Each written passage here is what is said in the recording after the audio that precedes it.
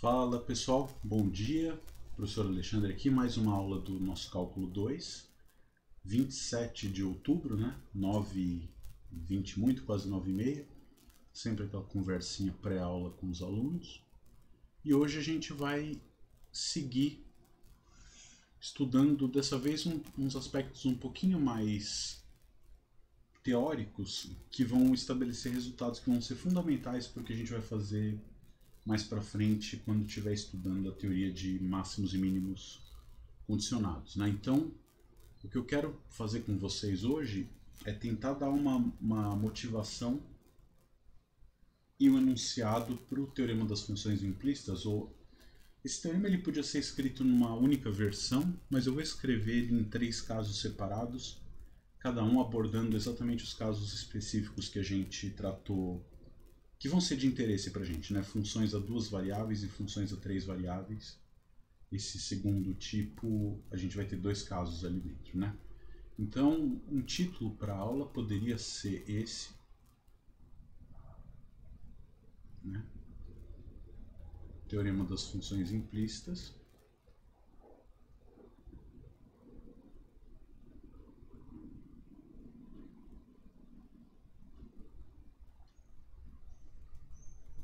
E eu vou começar motivando isso com as funções mais simples que a gente tem, que são as funções lineares, né? Se eu conseguir fazer isso e sobrar bastante tempo, a gente já começa a ver polinômios de Taylor para funções a 2 variáveis hoje, né? Então vamos lá, teorema das funções implícitas. Então, o primeiro caso, né? Vamos chamar assim de motivação. Nos casos mais simples, né, a gente pensa... No primeiro caso eu vou olhar em R2. Tá? Em R2, se eu pego uma equação linear a 2 variáveis, né, eu tenho uma equação do tipo ax mais by igual a c, a gente sabe que isso define uma reta no plano, e a pergunta natural é: qual é a condição para que eu possa tirar o y como função de x, né? O que eu preciso fazer para ter o y como função de x? O que eu preciso pedir a respeito das constantes a, b e c para que y seja função de x? Alguém tem alguma ideia?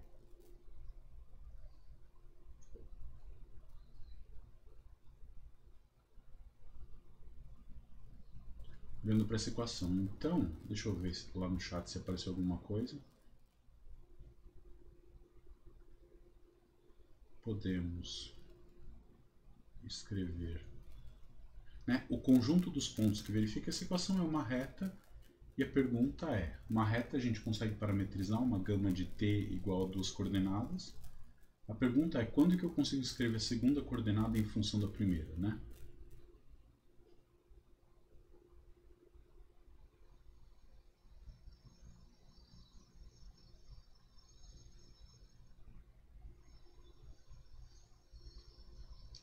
Deixa eu ver se tem algum palpite ali no chat.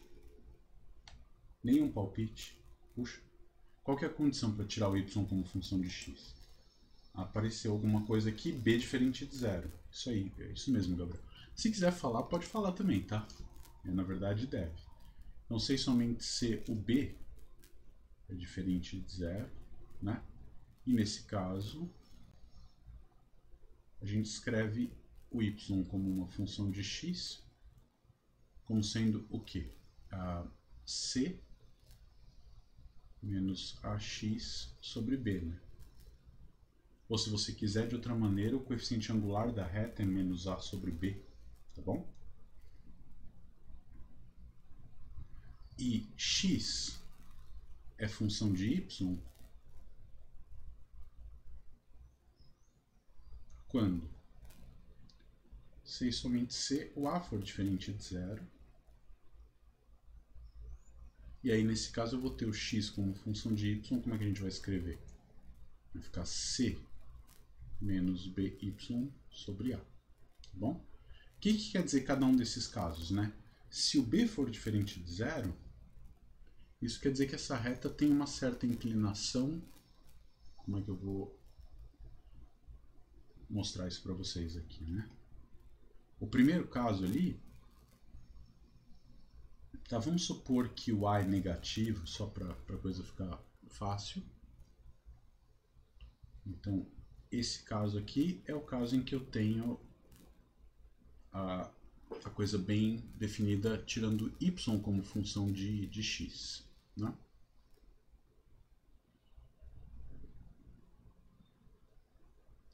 O que isso quer dizer? Quer dizer que,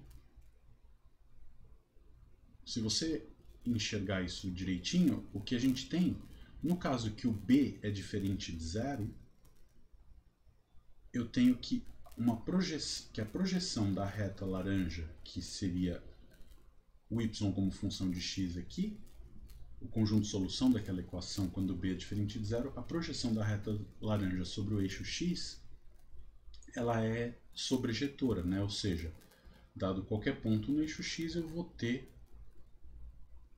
levanto ou desce para alguma certa altura, isso vai cortar essa reta laranja de alguma maneira, né? Uma situação limite, né? Por exemplo, quando a for zero, se o a for zero, o que acontece é exatamente isso, né? Eu vou ter uma reta horizontal. Então aqui eu vou ter o y como sendo uma constante, né? Y igual a c sobre b. Que é o caso a igual a zero e b diferente de zero. Tá bom? Então, no caso do b diferente de zero, não me importa o valor de a, o que acontece é que a projeção da reta laranja sobre o eixo x é sobrejetora, né? Qualquer ponto do eixo x é a projeção de algum ponto dessa reta laranja toda vez que o b for diferente de zero. Um outro jeito de olhar isso é que, se você pegar essa equação de reta, você sabe que o vetor normal a esta reta é o vetor de coordenadas AB. Dizer que b é diferente de zero quer dizer que esse vetor normal ele tem alguma componente vertical, né? B diferente de zero quer dizer que o vetor normal tem componente vertical, ou seja, ele não é paralelo ao eixo x. Se você pega a situação a diferente de zero, né? Quando a é diferente de zero, o que a gente tem? Eu vou ter o x como função de y, e eu posso ter retas inclinadas também. Essa aqui, a e b são diferentes de zero, e essa aqui, o b é igual a zero, né? O b igual a zero, eu vou ter x igual a uma constante, né? Então essas duas equações em azul, eu vou ter y, aqui eu vou ter x como sendo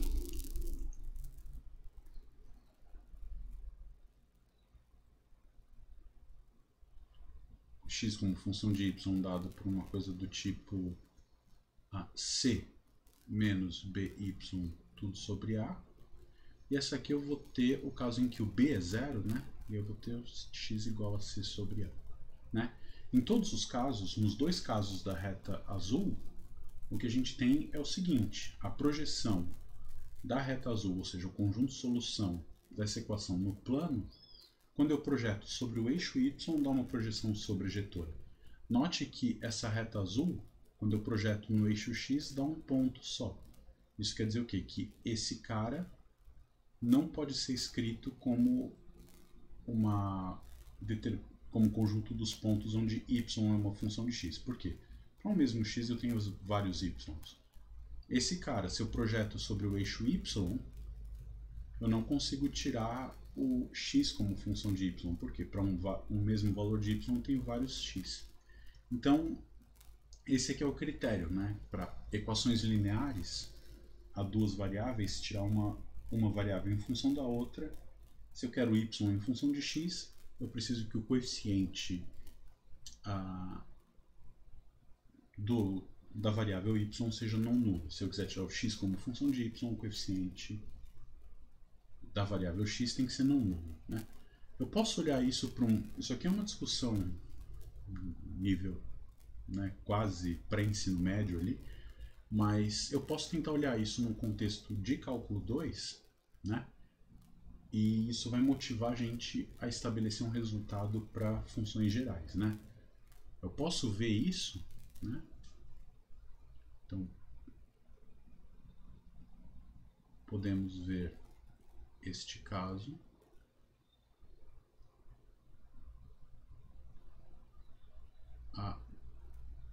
Como segue, vai, dessa maneira aqui, né?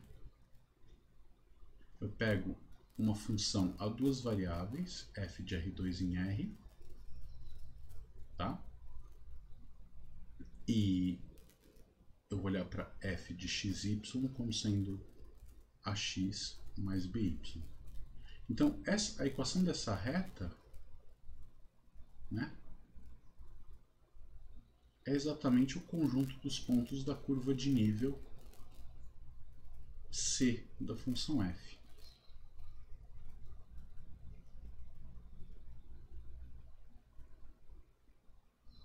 F menos 1 de C, tá certo?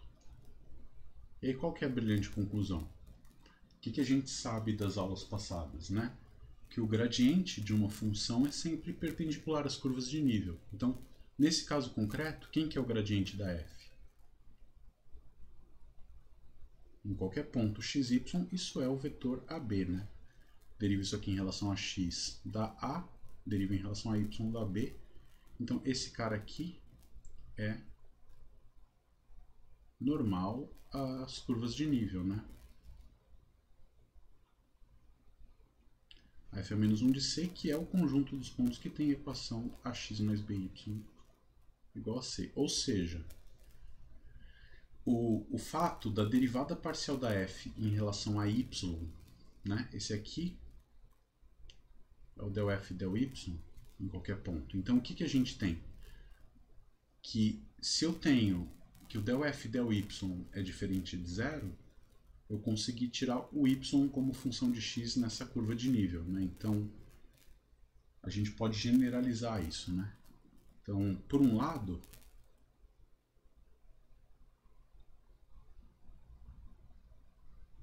se você tem uma função a duas variáveis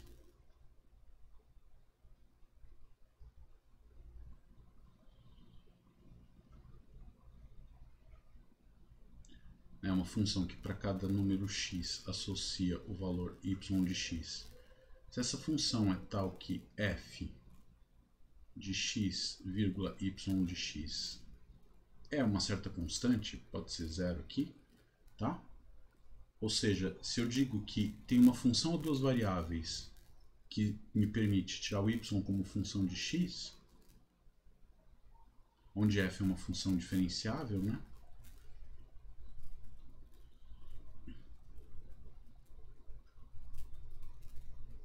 Porque se não for diferenciável, não tem essa propriedade do gradiente ser perpendicular às curvas de nível, né? Onde f de R2 em R é uma função diferenciável. Então o que acontece? Eu posso derivar isso aqui em relação a x e tem uma fórmula, né? Eu consigo achar a derivada de y em relação a x em termos das derivadas parciais da função f, né? A gente fez isso mais ou menos quando estudou derivação implícita lá no cálculo 1, né? Então, se eu derivar em relação a x, isso aqui tudo, como é que fica, né?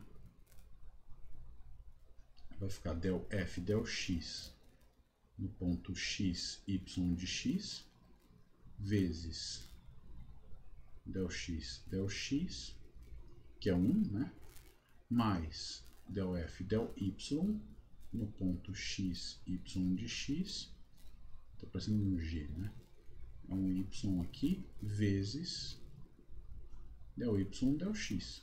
Isso aqui é igual a zero, né? Então, o que acontece? Se esse cara aqui é diferente de zero, eu consigo dizer que o del y del x vai ser quem? Menos del f del x, passa para lá, né? Esse cara aqui vale 1, tá bom? Derivada de x em relação a x. Então, menos del f del x no ponto x, y de x, sobre del f del y no ponto x, y de x. Então, toda vez que eu tenho y dada implicitamente por uma função derivável e eu sei que y é uma função derivável, é tal que vale isso, e a y é derivável, então eu consigo calcular a derivada de y aqui. Para ser bem preciso, né, não é o del x, mas é a derivada. Eu penso nisso aqui como uma curva, onde x é meu parâmetro. Então, para ficar bem claro aqui, eu vou ter a derivada como função do cálculo 1, né? Para não confundir variáveis, tá bom? dy dx. Então aqui eu vou ter o dy dx, que é o y' lá do cálculo 1, expresso em termos das derivadas parciais da f. Vamos ver um exemplo disso, rapidamente, e depois eu consigo uma recíproca, né? O que eu estou dizendo aqui é o seguinte, que se y é uma função derivável, onde existe uma relação algébrica ou uma relação funcional dada por uma função de duas variáveis entre x e y de x, então eu consigo calcular a derivada da função y em termos das derivadas parciais da f, desde que esse cara aqui seja diferente de zero, né? E aí o que a gente vai ter é uma recíproca desse resultado, mas é uma recíproca local, vamos dizer assim. Depois eu explico isso melhor. Ou seja, se eu tenho uma f de xy que é derivada em relação a y diferente de zero, como era o caso aqui, né? O b é diferente de zero, então eu consigo tirar o y em função de x. Então toda a curva de nível de uma função que é derivada em relação a y diferente de zero num ponto, é possível que eu escreva pelo menos um pedacinho dessa curva de nível como gráfico, tirando y como função de x. Esse é o teorema que a gente vai escrever. Não vou demonstrar, mas a intuição da demonstração vem basicamente desse caso linear aqui, né? O fato de você ter que o b aqui é diferente de zero me permite tirar que a projeção da tua curva de nível sobre o eixo x é sobrejetora, pelo menos num pedacinho. Então, aqui ela é globalmente sobrejetora, né? Lá, o que a gente vai ver no exemplo que eu vou fazer agora é se você pega um ponto, perto desse ponto a projeção vai ser sobrejetora. Tá bom? Então vamos tentar fazer isso num exemplo que é clássico, a gente já conhece. E depois vamos tentar enunciar o teorema no caso geral. Tá bom? Então vamos pegar um exemplo que é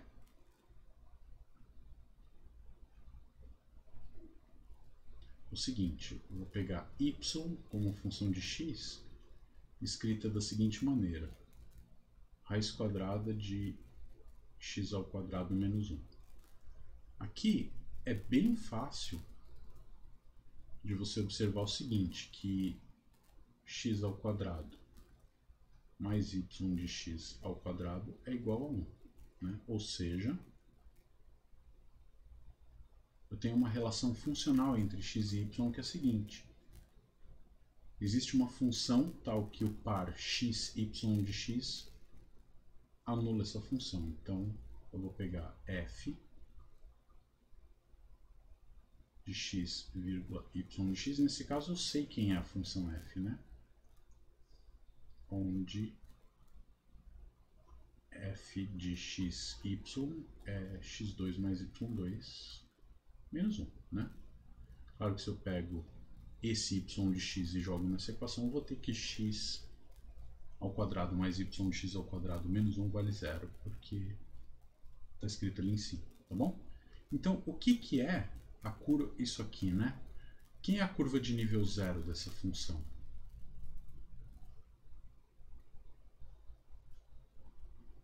É exatamente o conjunto dos pontos x2 mais y2 igual a 1, ou seja, é a circunferência unitária centrada na origem.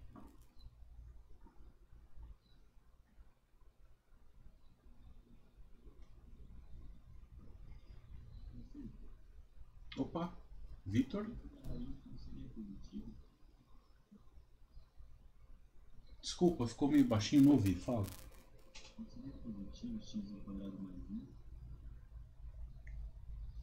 Não, aqui é exatamente x ao quadrado menos 1, né? Se você elevar ao quadrado... Peraí, deixa eu ver uma coisa. Aqui, não, eu escrevi errado. Não é positivo, mas é trocado. Eu quero 1 menos x quadrado. Obrigado. Não era bem o que você falou, mas é isso aqui, né? Tá certo? Aí sim. Aí você eleva ao quadrado, passa o menos x2 para o outro lado, dá certo. Tá bom? Aí tá bom. Legal. Então, a conta que a gente fez aqui, vamos reproduzir essa conta calculando a derivada explicitamente, né? Quem que é o dy dx?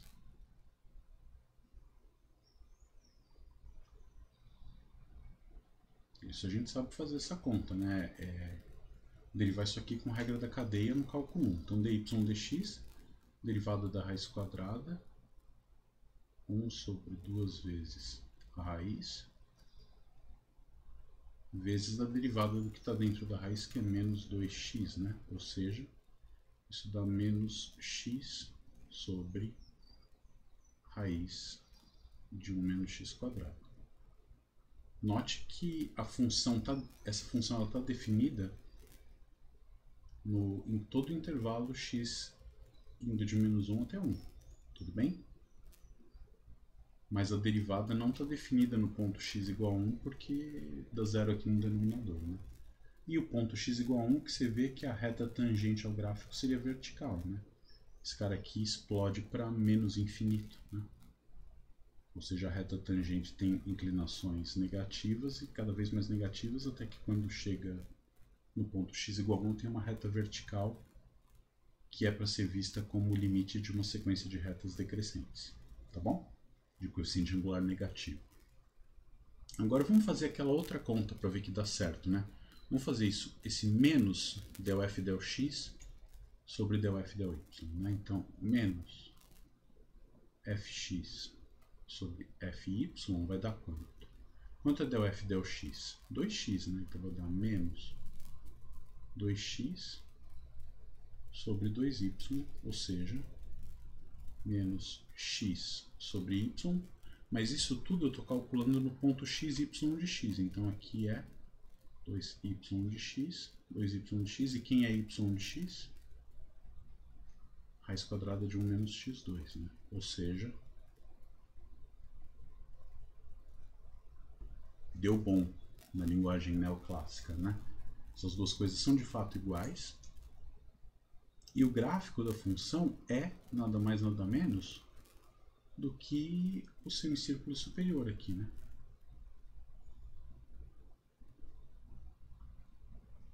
Tá bom?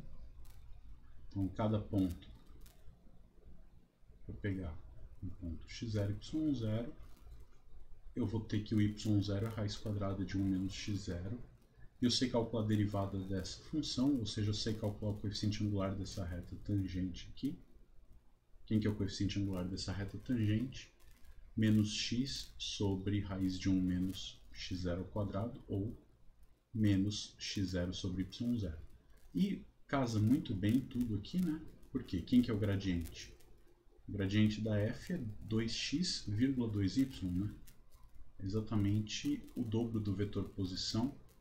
E a circunferência, a gente sabe que o vetor posição é perpendicular à superfície, a curva de nível no caso aqui, tá bom? Então a gente tem essa coisa funcionando muito bem nesse caso. O que a gente tem é um tipo de recíproca para isso. Se a função é dada implicitamente, então a sua derivada é dessa maneira. A recíproca que a gente tem é o que a gente chama de teorema da função implícita, né?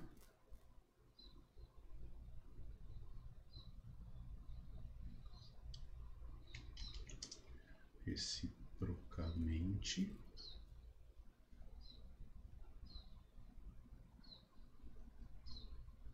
A gente tem o teorema que eu não vou conseguir demonstrar aqui, mas diz o seguinte: pega f, uma função de R2 em R, de classe C1, tá bom? Eu vou pedir isso aqui, de classe C1, tal que f de xy0 é igual a 0 e del f del y no ponto x0, y0 é diferente de 0. Tá bom? Então,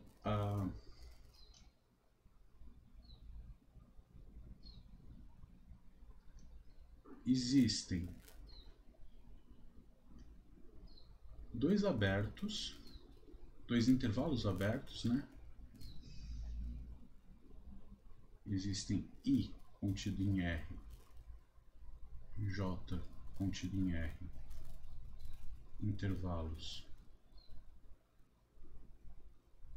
abertos, com x0 em I e y0 em J,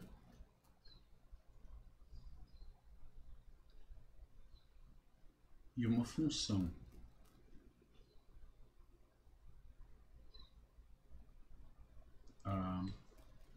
chama de y mesmo, tá? Y de I em J, tal que uma função derivável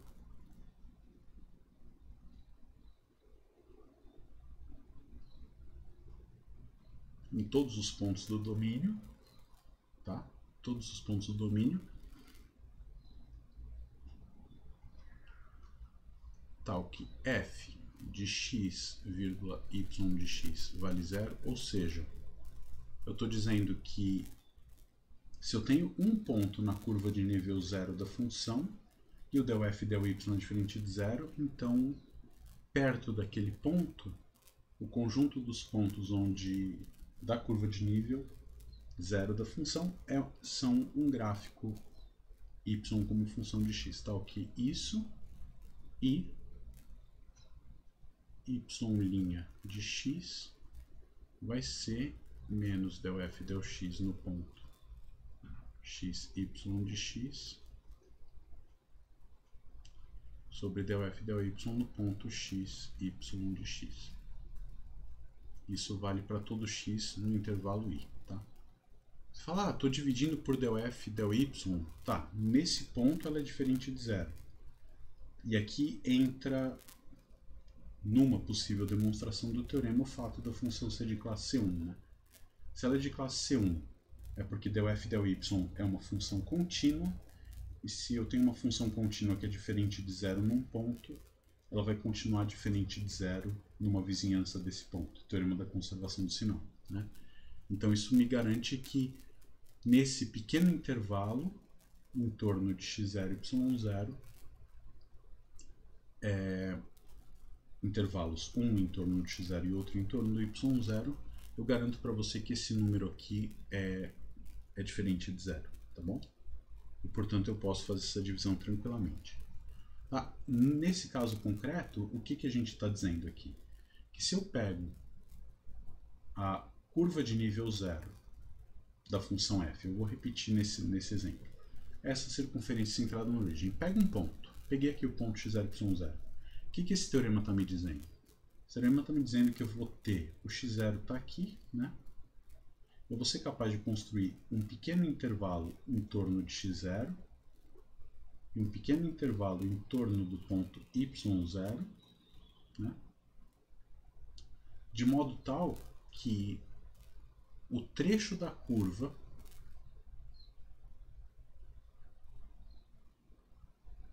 que passa pelo ponto da curva de nível 0, que passa pelo ponto x0, y0, eu tenho nessa curva, esse trechinho da curva y como função de x. Tá? É uma recíproca. Aqui eu te dei o y como função de x e percebi que ele era parte de uma curva de nível. Reciprocamente, se eu te dou uma curva de nível e sei que a derivada parcial em y é diferente de zero, então é porque um trechinho dessa curva de nível, o y é função do x. Quem é? Não sei, eu posso não conseguir resolver, isolar o y em função do x, né? Você pode ter uma equação que envolve uma expressão extremamente complicada, onde é difícil de isolar o y. Mas, o que a gente sabe é que se a derivada parcial em y for não nula, então existe essa função, que eu posso não saber escrever a equação dela, mas existe a função e eu consigo descobrir quem é a derivada da função em cada ponto, em termos de quem? As derivadas parciais da f calculadas nos pontos dessa curva de nível, né? Então, eu consigo determinar a derivada da função em cada ponto, conhecendo as derivadas parciais da função que define y como função de x e o valor da função e o valor dos pontos dessa curva de nível, né? O x e o y correspondente àquele x. Tá bom? Então, é exatamente o que está acontecendo nessa figura, né? O que eu tenho é que isso aqui, esse arquinho de circunferência não é uma curva, mas o que acontece é que em cada ponto a reta tangente se projeta de maneira sobrejetora em cima do eixo x, né? Ou seja, a projeção desse trechinho da curva de nível sobre o eixo x é uma coisa que tem inversa, né? Se eu projeto, eu consigo desprojetar, inventei o verbo agora, eu desprojeto e recupero o ponto da curva, né? Isso é uma coisa bem surpreendente, né? Você deve estar aí olhando para a tela e falando OMG, this is epic, né? Então a gente tem isso e, por exemplo, para estudar nessa mesma situação, não vou demonstrar esse teorema, fica para um próximo curso. Se você quiser estudar isso em outro momento, pode fazer um cálculo 5 no IME, ou iniciação científica com algum professor do IME que queira te ajudar a entender melhor essas coisas. Você corre o risco de largar a poli e vir estudar matemática, porque essas coisas são de fato muito legais, né? Então, cuidado. Mas, ó, a gente tem que... Quem é o del f e del y, né? O del f e del y é 2y. Então, toda vez que eu tiver um ponto da circunferência onde o y não é zero, eu consigo aplicar esse teorema. Então, se eu pego, por exemplo, o ponto x0, y0 aqui embaixo, o y0 é diferente de zero, é negativo, mas tá bom, né? Eu vou ter um ponto x0 aqui. O que o teorema da função implícita está me dizendo? Que eu vou encontrar um pequeno intervalo em volta do x0, um pequeno intervalo em volta do y0, de modo que o y é função de x. Eu consigo também determinar a reta tangente ao gráfico nesse ponto, através desse quociente aqui. Tá bom? Quando que não daria para aplicar o teorema, né? Quando que não dá para aplicar o teorema? Não dá para aplicar o teorema quando a derivada parcial em y for zero, né? Então, no exemplo anterior,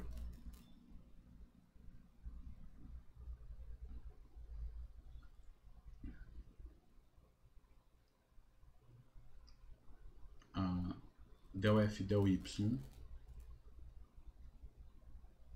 é 2y, isso aqui vai valer zero quando? Se e somente se o y for zero, né? E quando y é zero, nessa equação, eu vou ter que o x² vai ter que ser igual a 1. Isso acontece, então, se e somente se o x for igual a 1, ou mais ou menos 1, vai escrever isso direito. X igual a 1 ou menos 1. Assim fica muito ruim, né? Mais ou menos 1. Tá bom? O que isso quer dizer? Quer dizer que eu estou num ponto... Vou desenhar um pedacinho desse gráfico ali. E aí eu vou te mostrar que não dá para tirar o y como função de x. Então você tem meia circunferência, né? Se quiser pensar, vou tentar fazer à mão isso aqui. Você está nesse ponto aqui, vamos usar cores. Eu tenho esse ponto aqui que é o meu ponto x0, y0, tá? Pergunta, eu consigo construir um intervalo em volta do ponto x0, y0? Por menor que seja esse intervalo, né? O que vai acontecer? Eu não consigo tirar o y em função do x. Por quê? Porque se eu pego qualquer x dentro do intervalo, eu vou ter dois y, né? Então, para um x tem dois y, por menor que seja esse trechinho de curva aqui, que eu vou pegar, por menor que seja esse trecho, para cada x eu sempre vou ter dois y diferentes que pertencem à curva. Então, não dá para tirar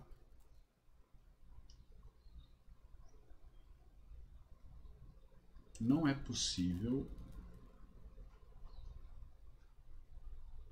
ter y como função de x, porque para cada x eu vou ter dois y diferentes. E o problema todo é justamente o quê? Que nesse ponto a reta tangente à curva aqui é uma reta vertical. A projeção sobre o eixo x só se reduz a um ponto. Então, eu não consigo escrever esse pedacinho da circunferência, o y como função de x. Agora, se eu pegar um cara imediatamente, apesar disso não existir, um cara tão próximo quanto eu quiser, do ponto 1, 0, que esteja na circunferência, né, 0,999, e o correspondente y positivo, aí eu vou ter um intervalinho bem pequeno ali, onde eu vou tirar o y como função de x, que vai ser somente a parte de cima da circunferência, um pedacinho da parte de cima. Se eu pegar o x igual a 0,999 e um y negativo, eu vou ter esse cara aqui de baixo, eu vou tirar um pedacinho da circunferência y igual a menos raiz de 1 menos x quadrado, né? Na hora que eu tento tirar o y aqui, eu tenho o raiz mais ou menos. Então, quando eu pego um x, eu escolho ou o y de cima ou o y de baixo e tiro uma dessas partes, escrevendo y como função de x. Nesse caso aqui, a gente, então, nesse ponto, eu não tenho o y como função de x, mas o que acontece nesse caso aqui?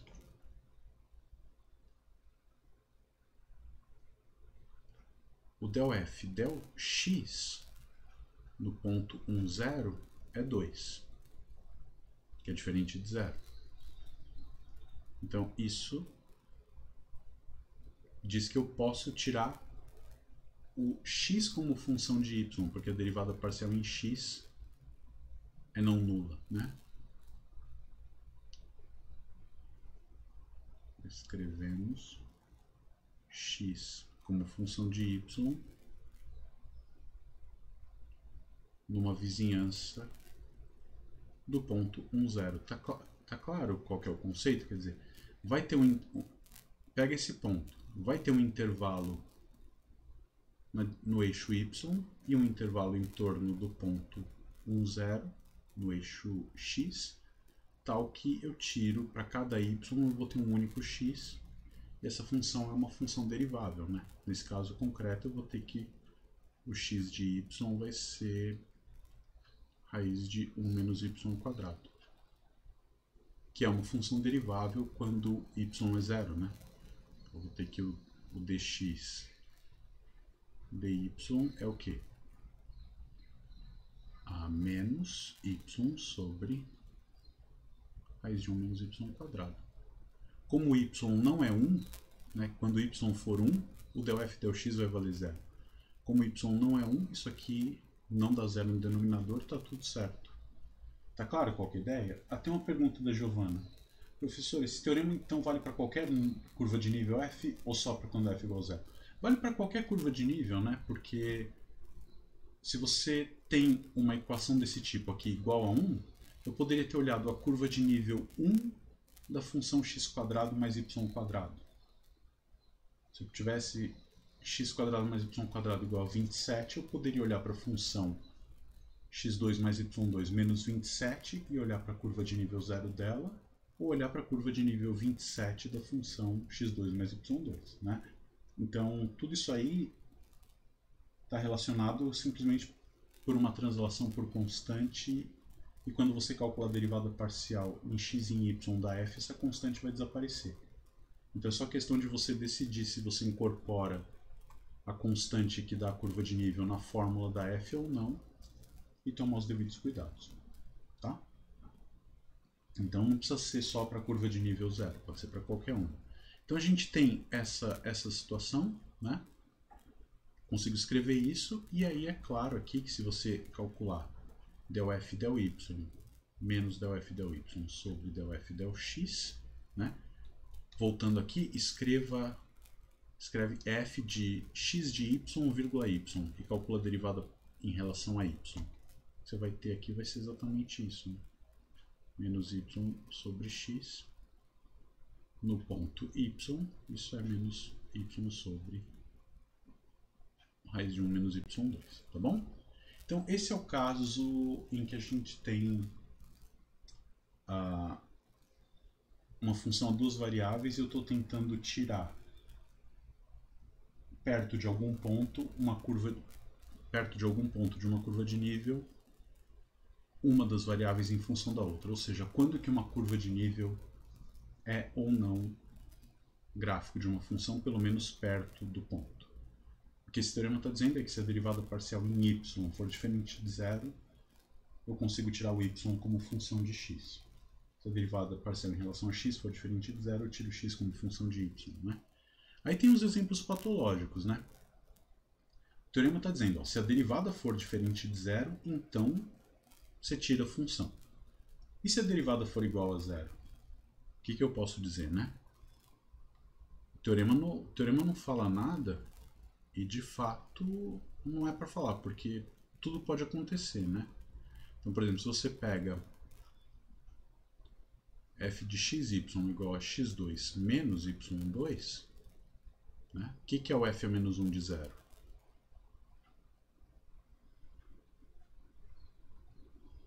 É o conjunto é um par de retas concorrentes, né? Y igual a mais ou menos x, tá bom?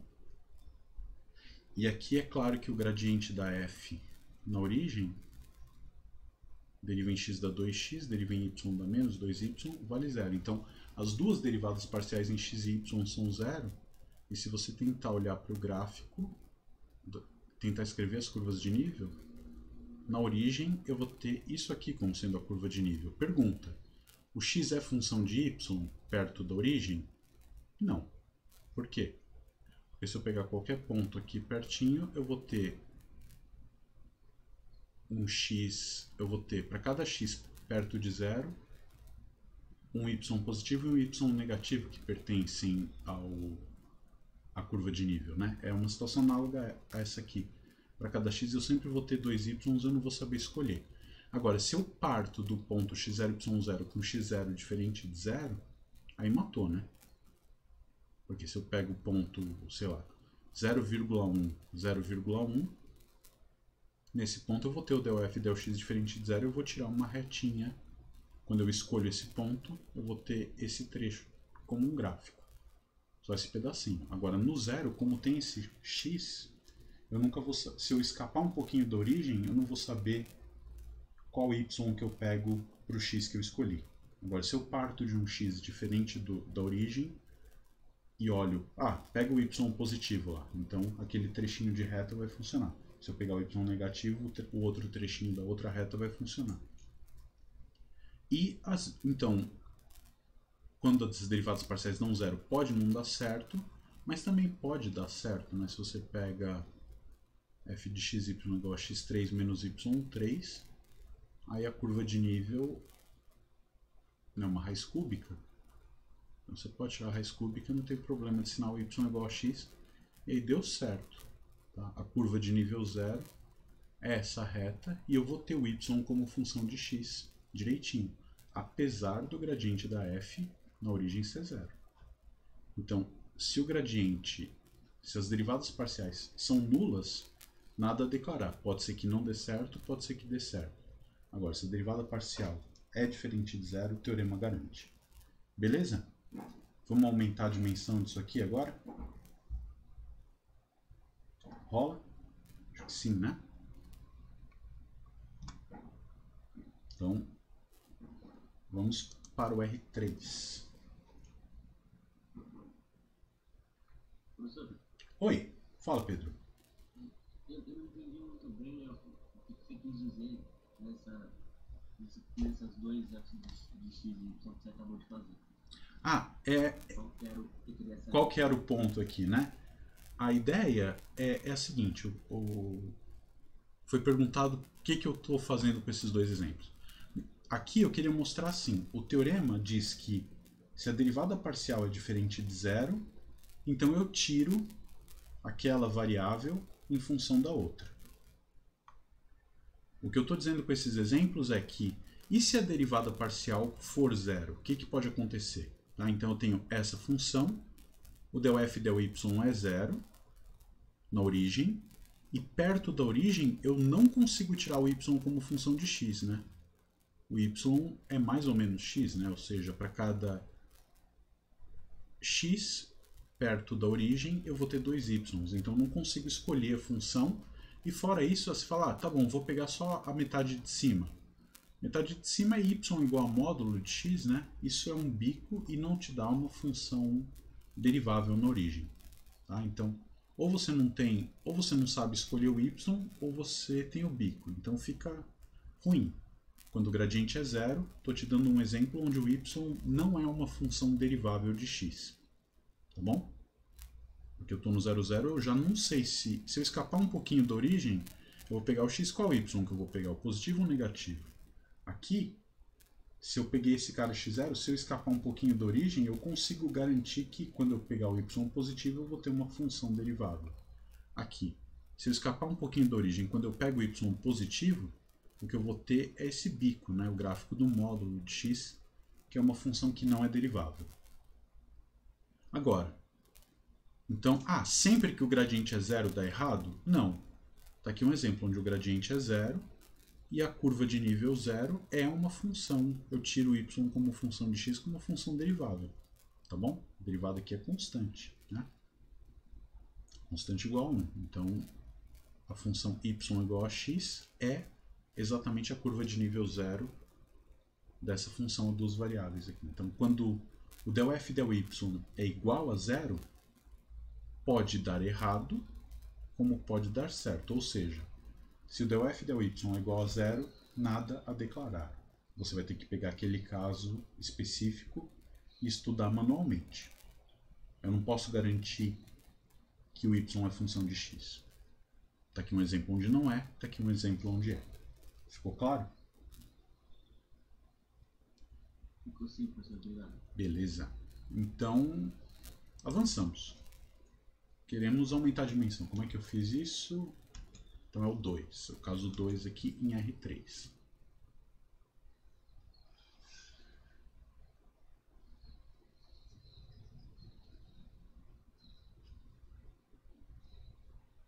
Então vamos começar de novo com a situação linear, né? Porque é o que dá o feeling certo pra gente. Então, em R2 eu tinha uma equação com duas variáveis. Em R3 eu vou ter uma equação a três variáveis, então eu vou ter uma coisa do tipo ax mais by mais cz igual a d. Né?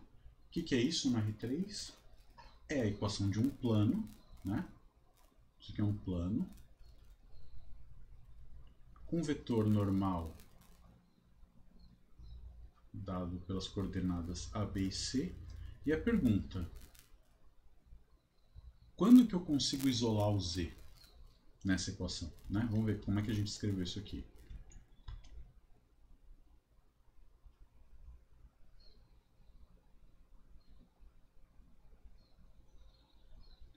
Escrever z em função de x e y, qual que é a condição? Para poder isolar o Z, eu preciso passar esse número C dividindo, né? Para passar o C dividindo, ele tem que ser diferente de 0. E aí eu vou ter então que o Z é igual a alguma coisa ali, né? Z menos AX menos BY sobre C. Tá bom? E o que quer dizer que o C é diferente de 0?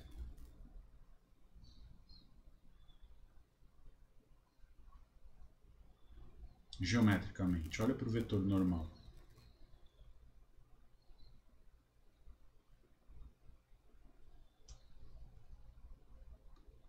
O que quer dizer C igual a 0? C igual a 0 quer dizer que o vetor é um vetor que é horizontal, né? A, B, 0 é um vetor horizontal, quer dizer que C ser diferente de 0 quer dizer que N não é horizontal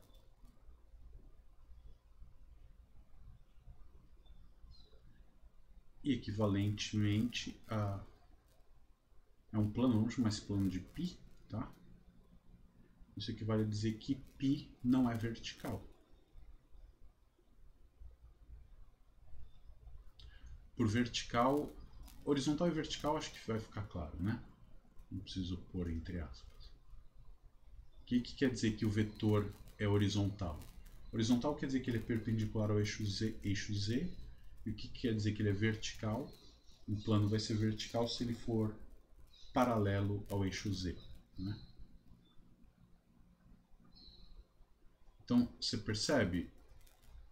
Se você está com isso aqui no R3, agora, o desenho vai ficar um pouquinho mais difícil, né? Mas a gente faz. Você tem aqui os eixos.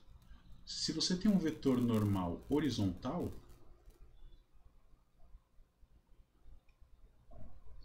né? Esse aqui é um N do tipo A, B, 0. O que vai acontecer com a projeção desse plano no eixo Y? A projeção desse plano no plano XY, né?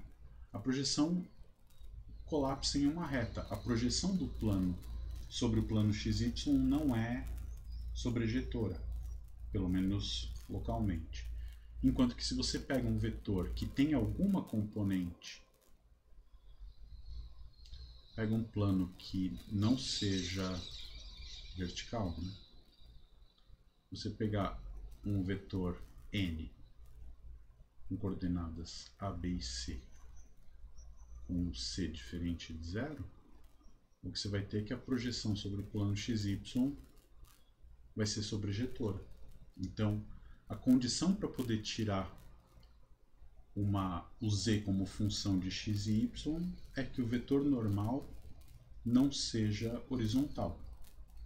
Se eu quiser tirar o x como função do y e do z, eu vou pedir que o a seja diferente de 0, ou seja, que quer dizer a igual a 0? A igual a 0 quer dizer que o plano é um plano que o vetor normal está contido no plano YZ. Ou seja, ele vai ser paralelo ao eixo X. Parece um pouco com esse desenho aqui, né? E se ele for paralelo ao eixo X, a projeção dele no plano YZ vai ser uma reta e, portanto, eu não vou conseguir desprojetar, não consigo recuperar um plano. Vou fazer o desenho aqui, né? Eu não consigo recuperar um plano paralelo ao eixo Z a partir da sua projeção sobre o plano XY. Né? Cada ponto aqui vai levantar para quem? Eu não sei escolher o Z. Aqui, cada ponto levanta para um único ponto do plano. Então, o Z é função de x e y, tá bom? E aí, a gente faz as mesmas analogias de antes, né? A gente vai ter... se você tem uma função agora de R3 em R, diferenciável, e z de xy é tal que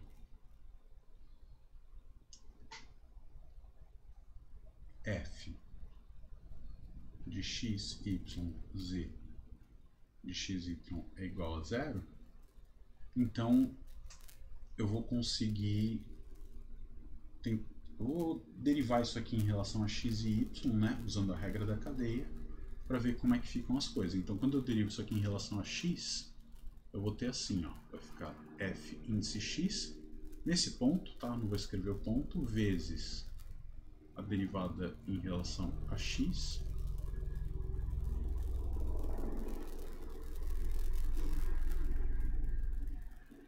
mais a derivada em y vezes a derivada do y em relação a x. Aqui eu estou supondo que o y e o x agora são variáveis independentes, mais a derivada em relação a z vezes del z del x. Isso aqui dando zero, tá? Então, nessa conta, o que a gente vai ter? Esse cara aqui vale 1, esse cara aqui vai valer 0, porque o y e x eu estou supondo que são variáveis independentes. Então eu vou ter isso aqui, e aí eu vou poder escrever o del z del x como sendo o quê? Menos del f del x sobre del f del z. Isso se a derivada em z for diferente de zero, né? Claro. E eu posso, aqui eu estou pensando que o z depende de duas variáveis, então calculei a derivada parcial do z em relação a x, a partir das derivadas parciais de f, e eu podia tentar calcular a derivada parcial em y. O que eu vou fazer? Vou pegar essa equação e derivar em relação a y agora. Então vai ficar del f del x, derivada em x, vezes a derivada da primeira componente na variável que eu estou derivando, que é y, mais del f del y vezes del y mais del f del z del y. E é mágico, né? A mesma condição que eu precisava para tirar o del z del x, eu vou precisar para o del z del y, que é o que? Esse cara aqui, se não nulo, né? Agora, esse cara aqui é zero, porque eu estou supondo que x e y são variáveis independentes. Esse cara aqui é 1. E eu vou tirar então que a del z del y exatamente menos del f del y sobre del f del z, se del f del z for diferente de zero. Ou seja, se eu sei que a função f é diferenciável e sei que z satisfaz essa equação, ou seja, eu sei que a superfície de nível zero da função f é um gráfico z em termos de x e y, então eu consigo calcular as derivadas parciais de z em relação a x e y usando as derivadas parciais da f. Vamos ver um exemplo disso? Exemplo análogo, totalmente análogo ao anterior, né? Então pega f de x, y, z igual a x2 mais y2 mais z2 menos 1. E aqui vamos olhar para z de x, y como sendo raiz de 1 menos x2 mais y2. Qual que é o domínio aqui, né? Aqui eu vou precisar que x2 mais y2 seja menor do que 1, né? Menor ou igual que 1. Porque se for menor ou igual que 1, ficar negativo dentro da raiz não está no domínio. Legal. Então o que acontece? Quem que é o del z del x? Depois a gente faz os desenhos. Tem um parênteses, tem, ou um sinal de menos aqui. Obrigado. Valeu, Nasser. É isso mesmo. No derivando desse cara em relação a x, a gente vai ter a derivada do de dentro menos 2x sobre 2 raiz de 1 menos x2 menos y2, ou seja, menos x sobre 1 menos x2 menos y2. É que eu já vou escrever direto, né? Isso é menos x sobre z de xy,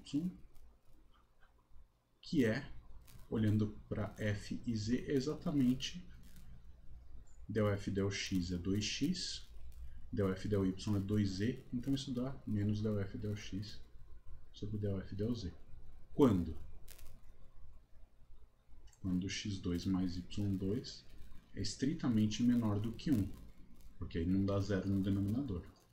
De maneira análoga, né, o del z del y é menos y sobre z de xy, e isso é menos del f del y sobre del f del z no ponto x, y, z de xy. Né? Isso aqui vai continuar valendo também quando x2 mais y2 for menor do que 1. Muito bem. Vamos tentar fazer um desenho. O que é a superfície de nível 0 dessa função? x2 mais y2 mais z2 igual a 1 é uma esfera.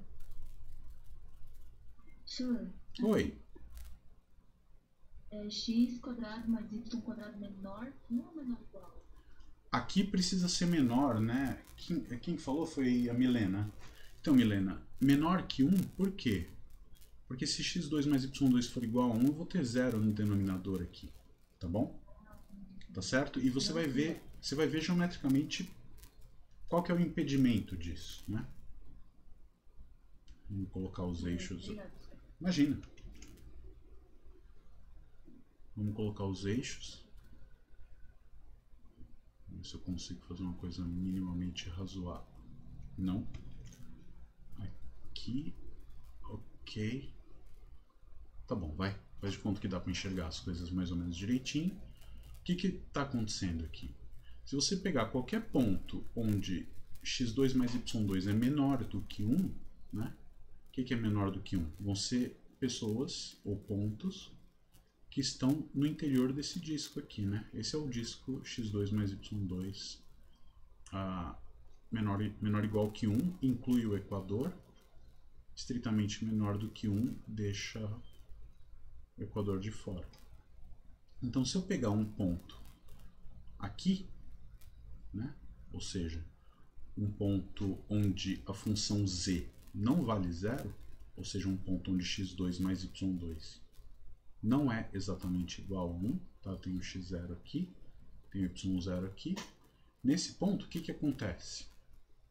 Quando você olhar para o plano tangente à superfície nesse ponto, o vetor normal é o vetor gradiente, porque essa superfície é a superfície de nível de uma função, e esse vetor normal tem o del f del z diferente de 0, ou seja, é uma situação onde o plano tangente não é perpendicular. E aí o que vai acontecer nesse caso? Se eu pego só a metade de cima da esfera,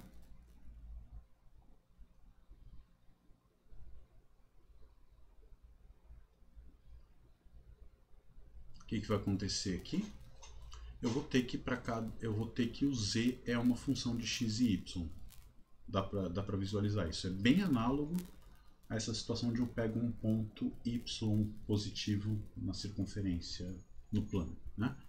E o que vai acontecer aqui? Se eu vou chegando perto da borda, eu vou ter que o z tende para 0, né? A função é contínua, derivável, é tudo. O z tende para 0, e aí eu vou ter um 0 aqui embaixo, né? E o que vai acontecer? Quando o z for 0, quem que é o gradiente da f? O gradiente da f é exatamente 2x, 2y, 2z. Quando o z for 0, eu tenho obrigatoriamente que x2 mais y2 é igual a 1, e nesses pontos o plano tangente à esfera é um plano perpendicular. Um plano vertical, que eu chamei ali, né? Paralelo ao eixo z. E aí quando eu olhar para a projeção desse plano no plano xy, o que eu vou ter é uma reta, tá? Que vai ser exatamente a reta tangente a essa circunferência.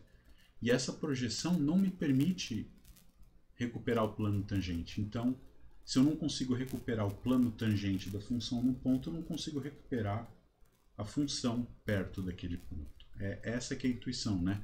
Eu olho recuperar a função, recuperar um ponto da superfície de nível a partir de pontos x e y, em termos de conseguir recuperar o plano tangente num ponto dado. Então, nesse caso que eu desenhei em amarelo aqui, o plano tangente, se eu olho para a projeção no plano xy, dá o plano inteiro. Então isso me garante que, em volta desse ponto, eu consigo construir uma vizinhança em torno do ponto x0, y0, uma vizinhança em torno do ponto z0 de modo que eu tiro todos os pontos dessa superfície aqui como o gráfico da função z como função de x e y e várias derivadas. Então a gente tem a versão recíproca desse fato, né? Em analogia com o que a gente fez antes.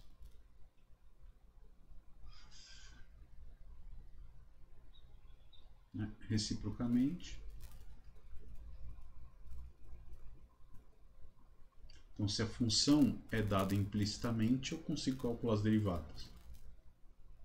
E agora, reciprocamente, a gente tem o teorema.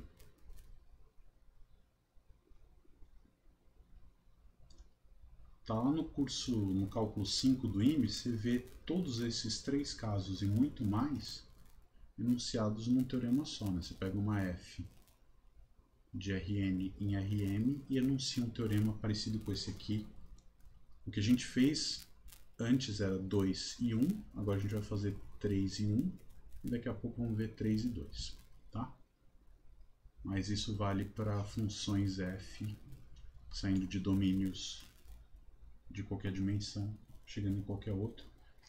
Aqui a gente está enunciando para Rn e Rm. Você já aprendeu espaço vetorial de dimensão infinita, e aí será que tem um teorema desse tipo para espaços vetoriais de dimensão infinita, uma função definida num espaço vetorial de dimensão infinita chegando em outro? Dá para fazer um teorema da função implícita assim? Quem sabe, né? Vamos lá, vamos enunciar isso. Então pega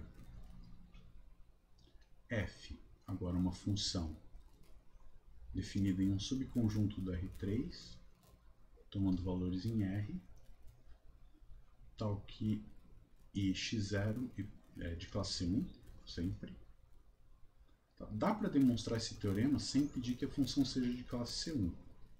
O professor do IME tem umas demonstrações bem interessantes desse teorema, com hipóteses bem menos fortes do que de classe 1, o professor Oswaldo Oliveira, Oswaldo Rio Branco. Tem na página dele o texto, tem uma demonstração supondo que é de classe C1, que é bem tranquila. Você que já passou por Algelin 1 consegue ler e entender cada vírgula do que está escrito ali. Né?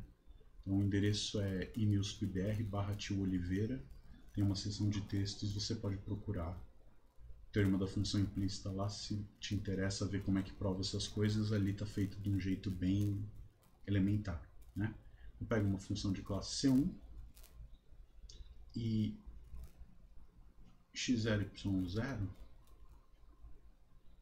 em A, tal que f de x0, y0, z0 igual a 0. Podia ser qualquer outra constante, né? Pergunta lá da Giovana. Tal que isso, e que, por exemplo, del f del z seja diferente de 0 nesse ponto.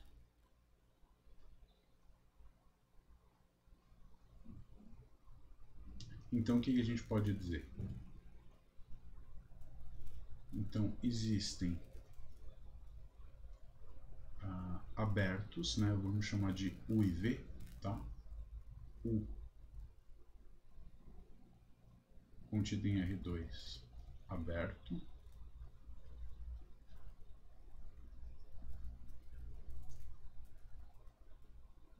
E V contido em R. Esse aqui pode ser um intervalo também aberto, com x0, y0 em U e z0 em V.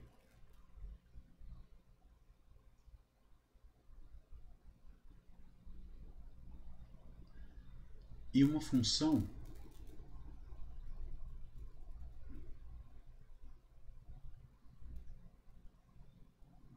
bom, está contido em R2 já estava, né? Então uma função z de U em V diferenciável. Bom, aqui pode até essa é de classe C1 também, né? Mais do que diferenciável. E z de classe C1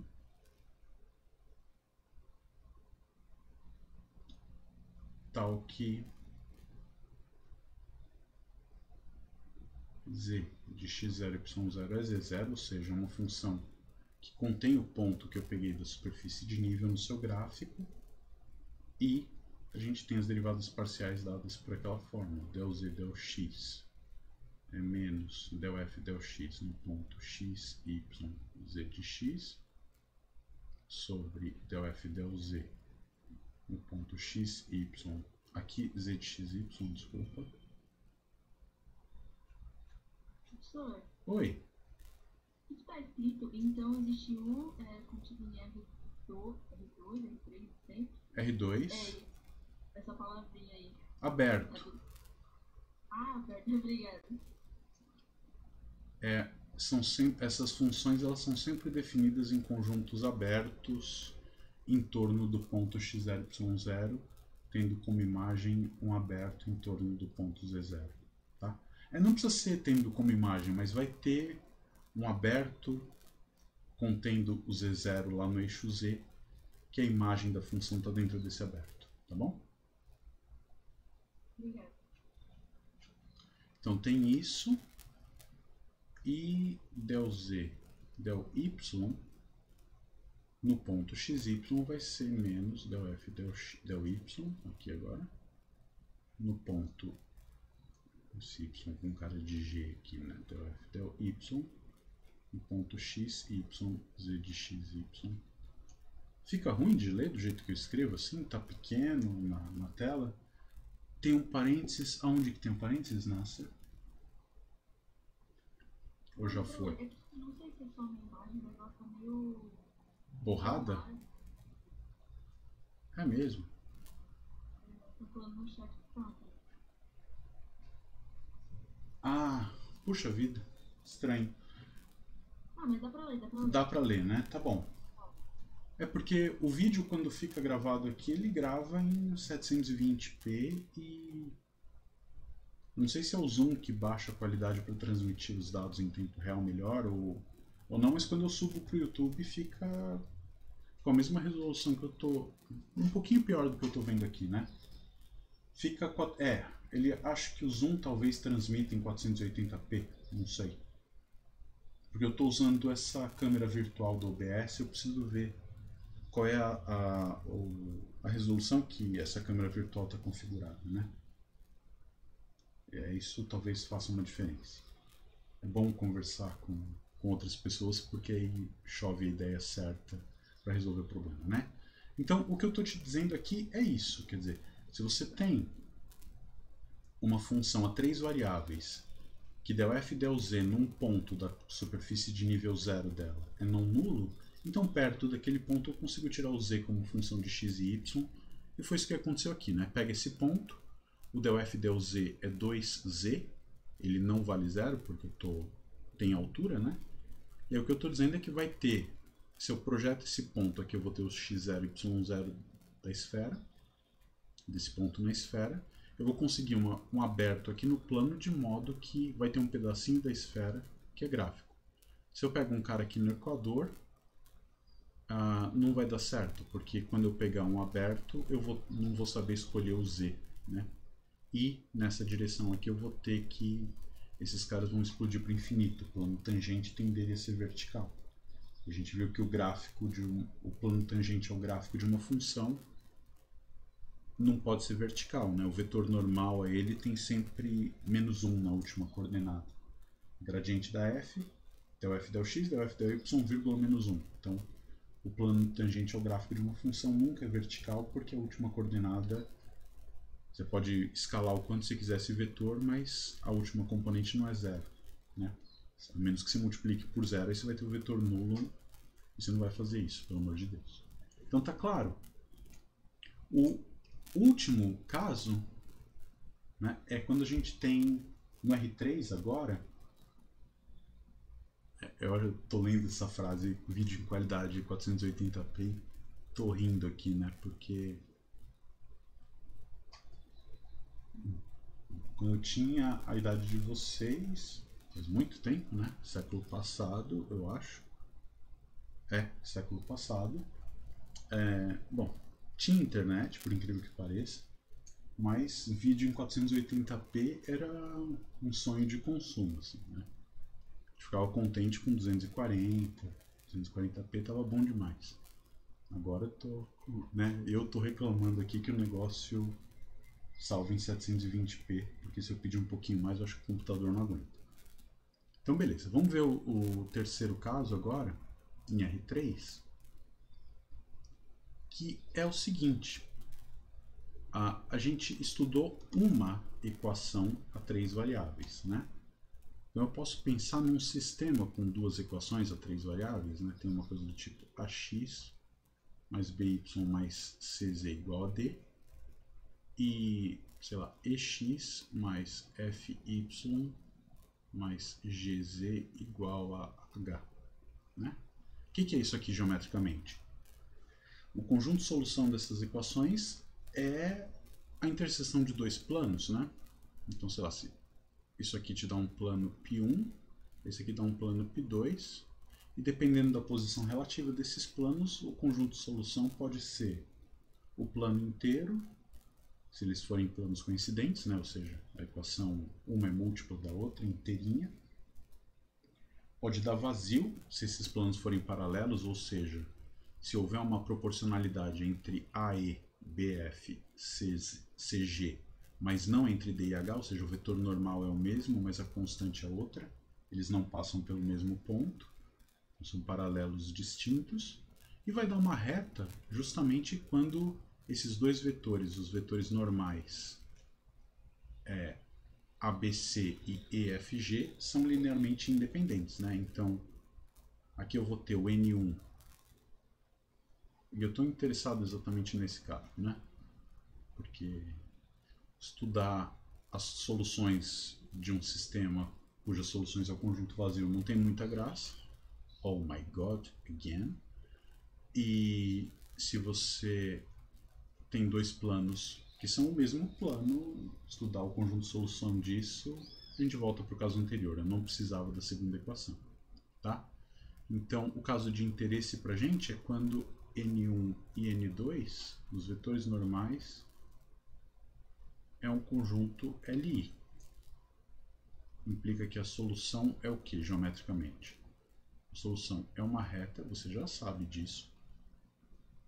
E você também sabe quem é o vetor diretor dessa reta. Quem é? Escreve para mim ali no chat.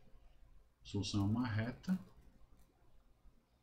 em direção dada por produto vetorial. Muito bem. Direção dada por... A gente usou um pouco isso, né, nos exercícios da lista 5. Então, geometricamente, o que eu tenho é a interseção de dois planos.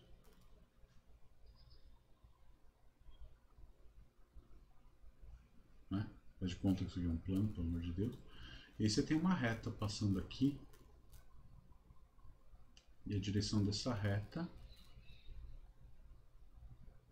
é exatamente dada pelo produto vetorial dos vetores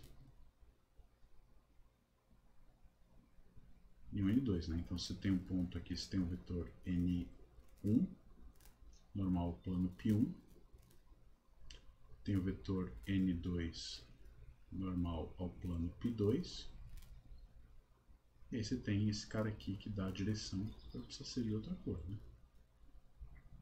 Então você percebe?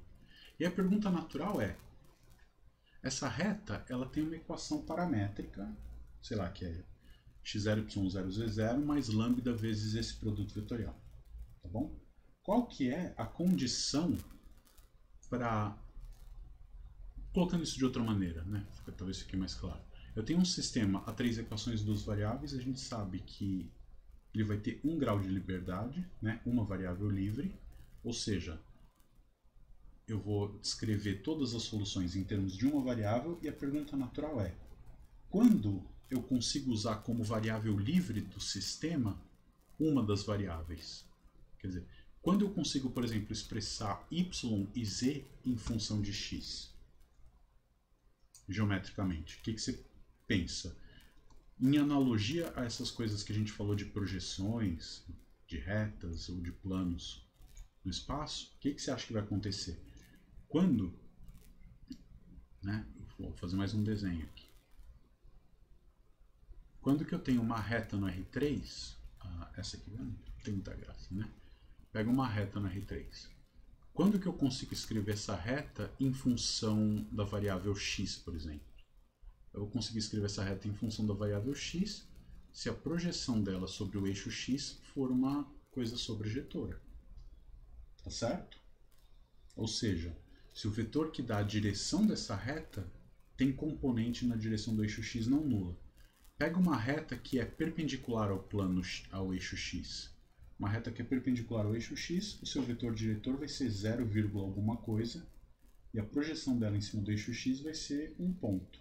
Eu não vou conseguir recuperar a partir desse ponto no eixo x a reta toda. Mesma coisa nos outros eixos. Então, eu consigo escrever R é determinada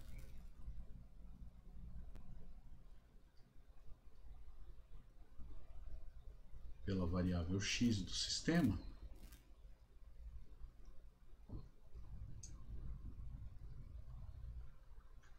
vamos chamar esse sistema aqui de estrela, já dou um nome para ele, né? Sei lá, Judite, não, vamos chamar de estrela, determinada pela variável x em estrela, quando C e somente C,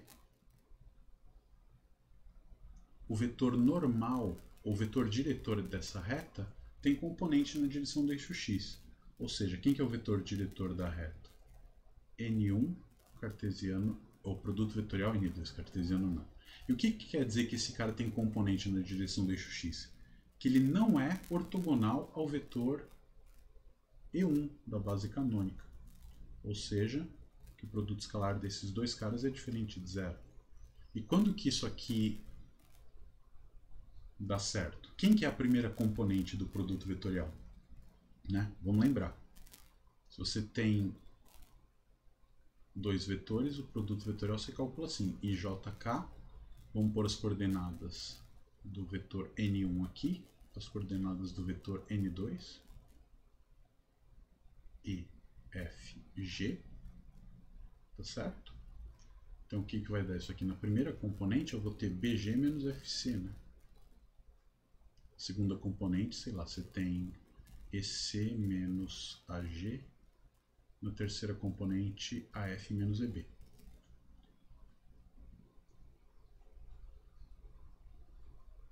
Ou seja, se eu quiser determinar essa reta em função, se eu quiser que o x seja variável livre do sistema e y e z sejam dependentes, o que eu preciso é que esse subdeterminante 2×2 aqui, BG menos FC, seja diferente de zero.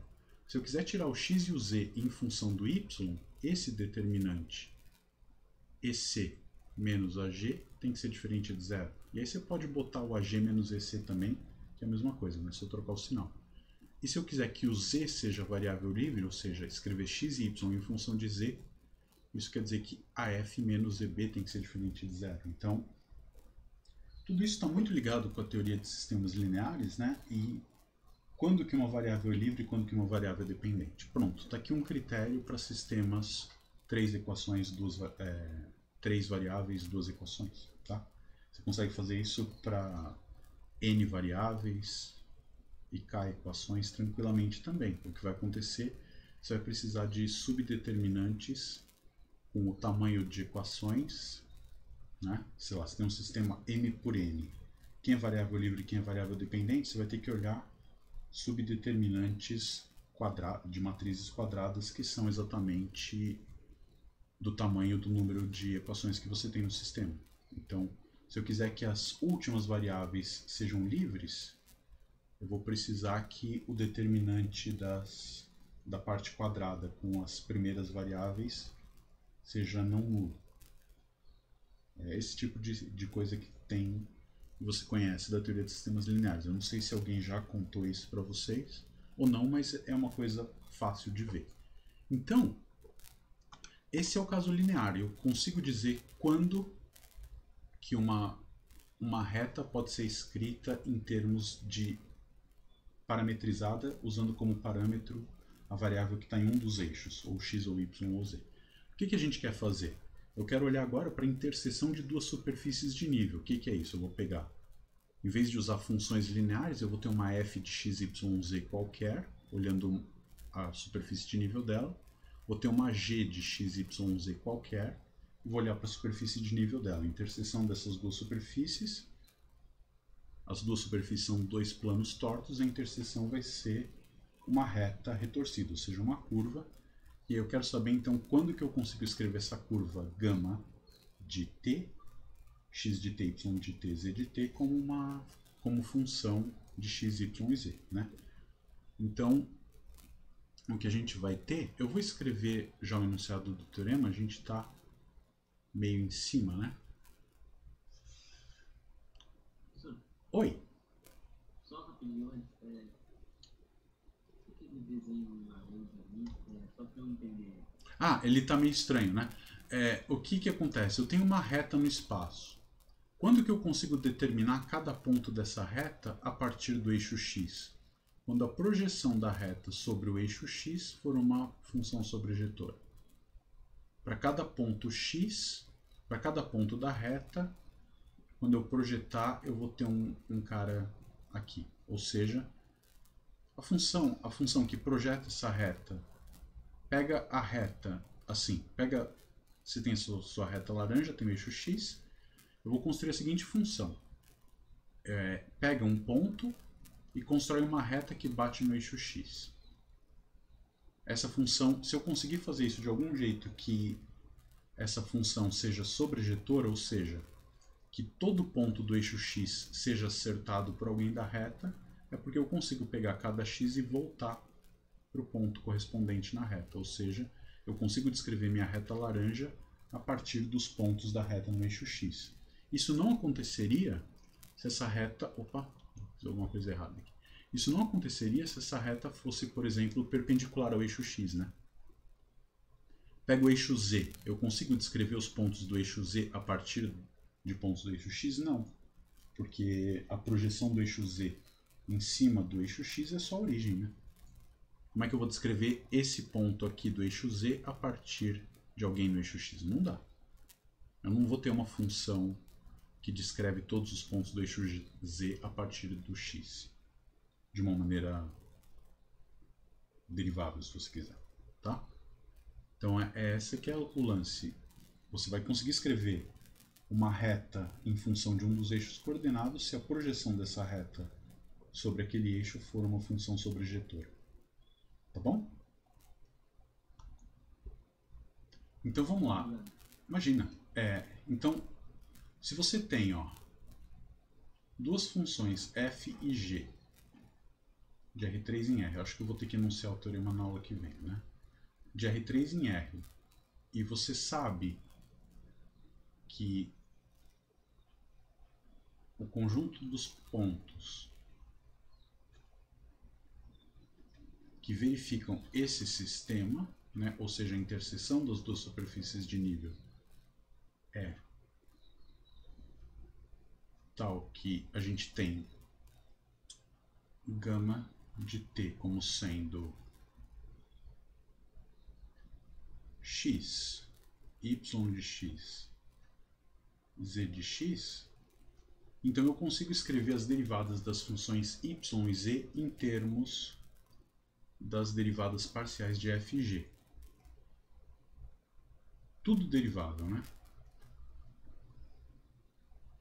A f e a g funções deriváveis, para valer a regra da cadeia, e a gama, uma curva também derivável. Então o que vai acontecer? Eu vou derivar isso aqui em relação a x.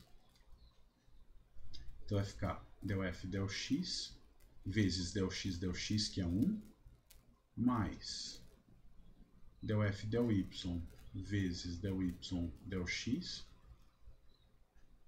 que eu não sei quanto que é, porque agora eu estou supondo que o y depende de x, é diferente do caso anterior, onde x e y eram independentes, mais del f del z vezes del z del x, isso aqui é 0, e vou derivar a equação de baixo em relação a x também, vai dar gx mais gy del y del x mais a gz del z del x. Você percebe? Eu quero descobrir quem? Esses dois caras aqui, né? Essas são minhas variáveis. Del y, del x e del z, del x. Então, isso é um sistema 2x2 para essas duas variáveis, porque as derivadas parciais de f e g eu conheço, uma vez que são dadas as funções, né? Então, isso aqui fica um sisteminha que eu consigo escrever matricialmente desse jeito. Quem são a matriz de coeficientes? Del f, del x, del f, del x não, del f, del y, del f, del z, del g, del y, del g, del z, vezes o cara que eu quero, o meu vetor de incógnitas, que são as derivadas de y, né? Eu vou escrever y', né? E z', tá bom? Porque o y depende de uma variável só, então, concretamente, isso aqui é dy dx, né? Esse aqui é dy dz.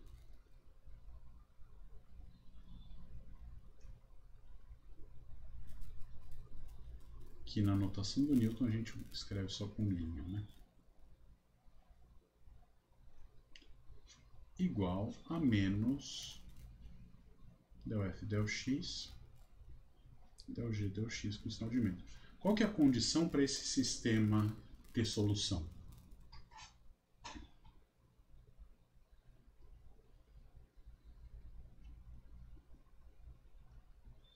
Quando que um sistema linear tem solução? Quando é um sistema linear não homogêneo, né? Em geral. Esse cara vai ter solução se e somente se a matriz de coeficientes tem determinante diferente de zero, não era isso? Algelin, né? Sei lá se isso aqui é álgebra linear ou é teoria de sistemas lineares. Alguma vez na vida você aprendeu isso. Um sistema linear tem solução se e somente se a matriz de coeficientes tem determinante não nulo, né? Um sistema possível e determinado até. Então, tem esse determinante é diferente de zero, e nesse caso, a gente consegue escrever exatamente esses caras, né? Y', G' vão ser essa matriz aqui, ó. A gente vai dar um nome bonito para ela. Vou chamar matriz jacobiana. E eu vou escrever ela simplesmente assim. As derivadas de f e g com relação às variáveis y e z, tá bom? Então, essa matriz, se essa matriz for uma matriz invertível, eu passo ela para o lado de lá, dividindo, né? Ou seja, multiplicando pelo inverso. Então, isso é del f e g. São as derivadas das funções f e g com relação às variáveis y e z, inversa, multiplicada pelo vetor, né? Menos fx menos gx. Matriz 2x2 você sabe inverter de cabeça, né? Os cofatores, troca esses caras, bota o sinal de menos e divide pelo determinante. Então você tem a expressão concreta dessa matriz, multiplica a primeira linha por esse cara, você vai ter a derivada em relação a y, multiplica a segunda linha por esse cara, você vai ter a derivada em relação a z, tá bom? Então, se eu tiro, aqui não é gama de t, gama de x, se o meu conjunto de soluções do sistema é uma curva, e essa curva é descrita em termos de x, as duas últimas coordenadas determinadas em função da primeira, então eu consigo calcular as derivadas dessa curva, o vetor tangente a essa curva, né, o gama'. Quem que vai ser o gama'?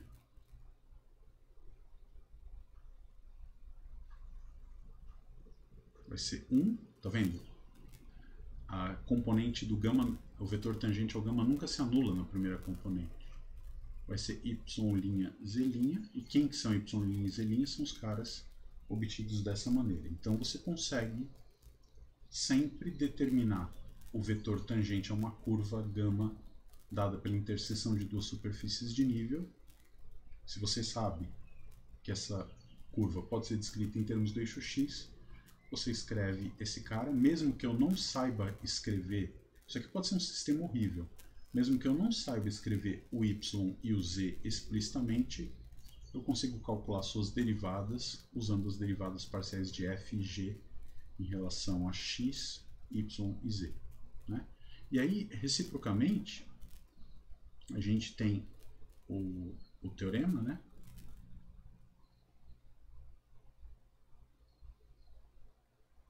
Eu vou escrever esse enunciado e a gente já encerra, tá bom? Então, reciprocamente, temos o teorema que é o seguinte: se você pega duas funções f e g, que eu podia pensar isso aqui como uma função que sai de R3 e chega em R2, né, um par de números. Mas vou pensar como duas funções chegando em R, de classe C1, e x0, y0, z0,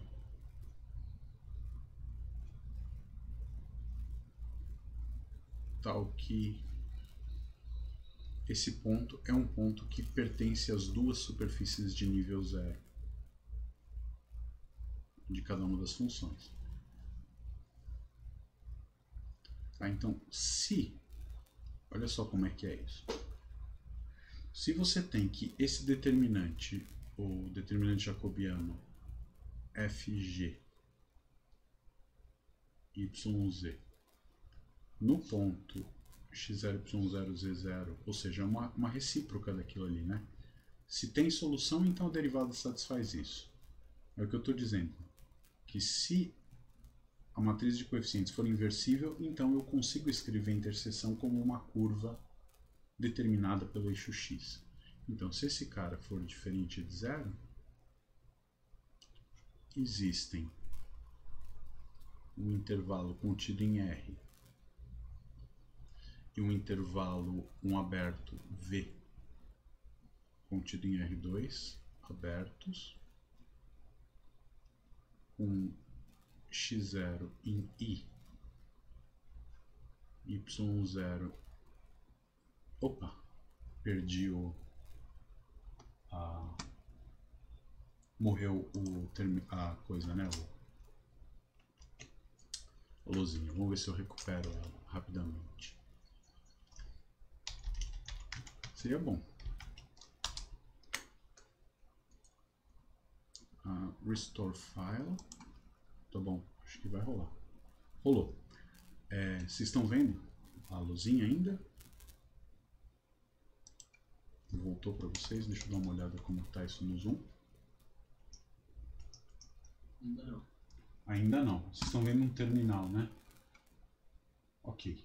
Eu preciso arrumar isso aqui no OBS.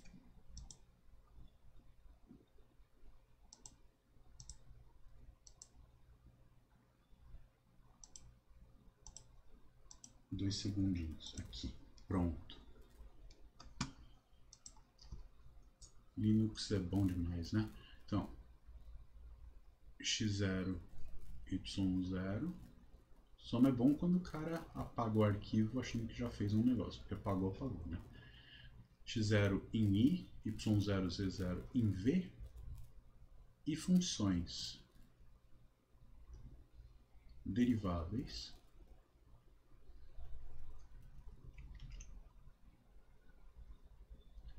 y e z definidas em I, chegando em R, tais que a y de x0 é igual a y0, z de x0 é igual a z0, ou seja, o ponto x0, y0, z0 é parametrizado pela curva gama. Além disso, a gente tem a fórmula para as derivadas, que é essa aqui, né?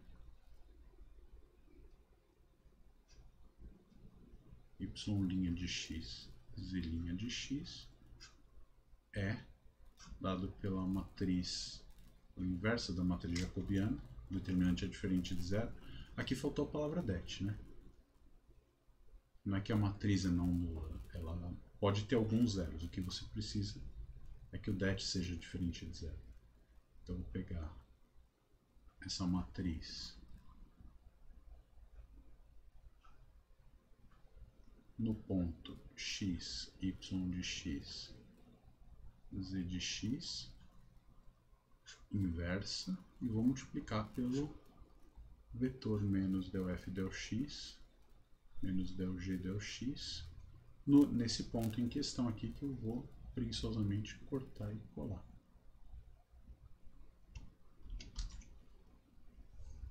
E se não couber, a gente diminui. Calculada nesse ponto. E esse cara também calculado no mesmo ponto.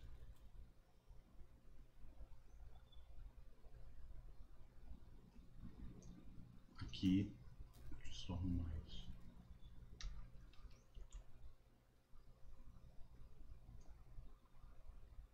G índice x calculado nesse carinha aí. Não, esse quadrado que eu quero aqui. Tá bom? Demonstração para isso, dá uma olhadinha lá no texto do Oswaldo. Está muito bem escrito e muito claro o que precisa ser feito ali. Então, eu tenho um critério, né? Ou seja, escrevemos f a menos 1 de 0, a interseção das duas superfícies, f a menos 1 de 0, g a menos 1 de 0, como uma curva gama de x igual a x, y de x, z de x. Pelo menos localmente. Ou seja, não dá para ser a curva inteira, mas pelo menos um trechinho dela, né? Tem um pequeno intervalo onde eu consigo escrever a curva em função de x, pelo menos localmente. Se eu quisesse escrever em função de y, aí você vai pedir que o determinante da fg em x e z seja diferente de zero.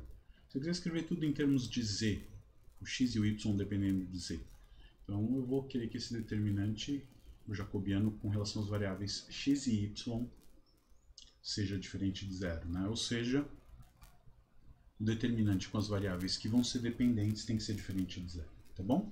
Então, na aula que vem, se for o caso, a gente pode fazer exemplos disso, mas, na verdade, esse resultado ele é um apoio teórico para os critérios de máximos e mínimos condicionados, multiplicadores de Lagrange, que a gente vai ver em breve.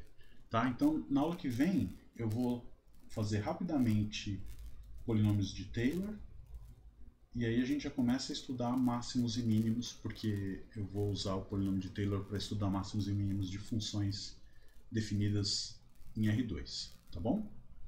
Então, acho que a gente fica por aqui, né? Estourei uns 10 minutos.